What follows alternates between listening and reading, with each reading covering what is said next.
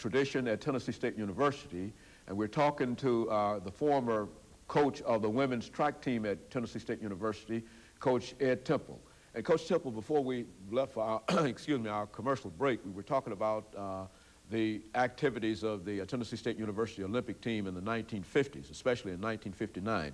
And let's pick up at that lead into that great event of the Olympics of the 1960s. All right, well, you know, we were talking about the Pan American Games, and as I was saying, it was held in Chicago. And at that time, we had a young lady named Lucinda Williams, who won the 100 meters and came back, won the 200 meters, and ran anchor leg on the 4x100 relay team for the United States, which we won first place. Also, there was a young lady named Wilma Rudolph on that team, and she got third in the 100, third in the 200, and she ran on that 4x100 relay team that won first place for the United States.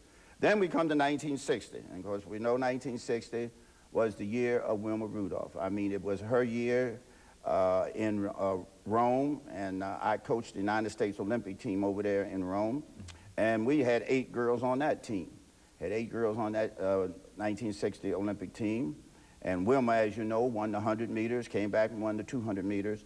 But I say her greatest thrill, I feel, was running anchor leg for the United States on the 4x100 relay team, which the other 3 young ladies were also Tiger Bells that ran for the United States. And they hadn't won any medals at all at that particular time. And she wanted them to be up on the stand. She had the thrill of standing on the stand and hearing the Star Spangled Banner played for her and for the United States. And again for the 200, where she stood on the stand and had the Star Spangled Banner played for her.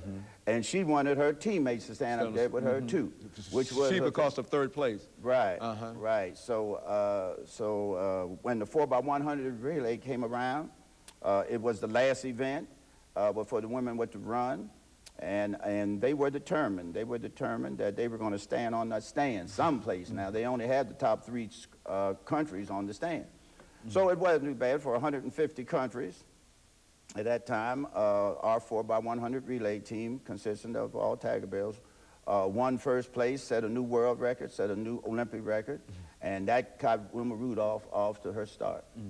Very good. Quite recently at Tennessee State University, they dedicated a residence hall in honor of Wilma Rudolph. And I think you made some points in terms of how she ought to be recognized by the municipalities of Middle Tennessee, at least, in terms of honoring her, et cetera. Let's talk about Wilma Rudolph was the queen of track and field. Now, the United States didn't name her the queen. The Russians, the French, the German, everybody. After the 1960 Olympics, Wilma Rudolph was just the word all over Europe, Asia, Africa, and everything else.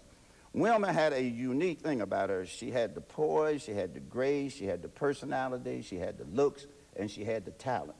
I guess that's hard to find all wrapped up in one person. And she knew how to handle it. She went to visit President Kennedy up in Washington. I was with her and her mother, and she was just at ease with President Kennedy as she was with you or me or anybody else. It was just something about her that people just was awed about her because she was so just genuine. She was just down-to-earth type of person. Now, she started out really not as an athlete, did she? I mean, she had some physical disabilities for a long time. Well, Wilma didn't walk, without a brace until she was 11 years old. 11 years old, she had polio, and she came to Mahara. Her mother brought her here on the bus 2 or 3 times a week and got treatment and everything. She didn't take off her braces until she was 11. I didn't see her until she was playing basketball at Burt High in Clarksville. She was a tremendous basketball player, but at that time they didn't have anything but for African American girls in basketball. They really didn't have nothing in track other than Tennessee State. And we just happened to see her, and we had that summer program that I was telling you about, and she came into the program. She was a tall, thin young lady. She had to get stronger and get experience and everything, but she turned out to be excellent. And there's only 2 individuals ever won the Sullivan Award in the state of Tennessee up until now. Now, what the Sullivan Award is the greatest amateur athlete in all sports, football, basketball, men, women, everything. There was only 2 athletes ever won it. Wilma Rudolph won it in 1961, and Tracy Cochins won it in 1976. So those are the only 2. With Tracy Cochins, she won it in swimming, and Wilma Rudolph, she won it in track and field. Now, what can you tell our young people this morning, Coach, from your experiences about overcoming obstacles and dedication and whatnot? I mean, what are some of the things that you could say as a track Well, I guess discipline? out of all my gold medal winners, and I can go down, all of them had tremendous handicaps, come from very poor families. Women come from a family of 22. I mean, poor in economics, what we say, but heavy in love and heavy in togetherness. She was number 20 of the 22. But young ladies like Wyoming Matthias, another gold medal winner in the '64 Olympics, and then came back and won it in '68. The first person, man or woman, ever to repeat in the sprints. Jesse Owens didn't repeat in the sprints. All the other ones didn't. Wyoming Matthias did. But all of them come from circumstances that if it wouldn't have been for track opening up the door for them, they would have been, no doubt, still in their small town. Wilma in Clarksville, Tyus in Griffin, Georgia, Lucinda in Savannah, Georgia. All of them come from small places, but they had determination. And I think the strong figure was the mother. All of them had strong mother figures. Father was either dead or sick or something of that nature. And after about 10 or 15 years of recruiting, when I would recruit, the first thing I'd do is check on the father to see if he was dead or if he was sick or something. Because I had so many of my top athletes, father was either dead or sick, or father was very sickly. He had worked so hard that he was just wore out.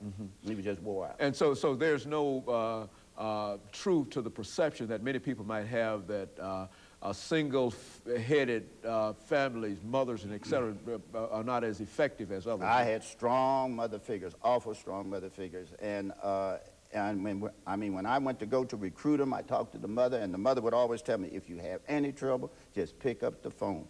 And I didn't have to pick up the phone very often, because once I picked up the phone and mother called or my mother wrote, I never had no more trouble.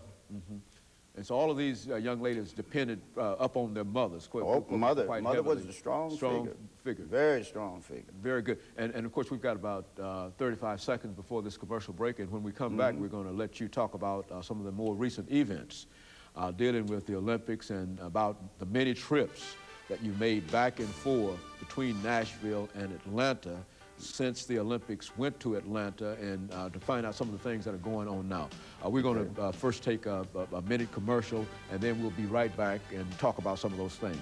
Let us take this commercial break, and we'll be back with you in just a minute.